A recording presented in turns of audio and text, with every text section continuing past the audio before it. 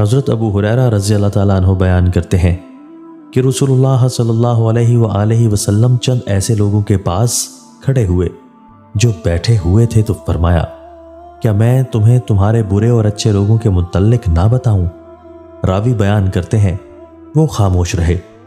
آپ صلی اللہ علیہ وآلہ وسلم نے 3 مرتبہ ایسا فرمایا تو ایک آدمی نے عرض کیا، اللہ کے رسول کیوں نہیں؟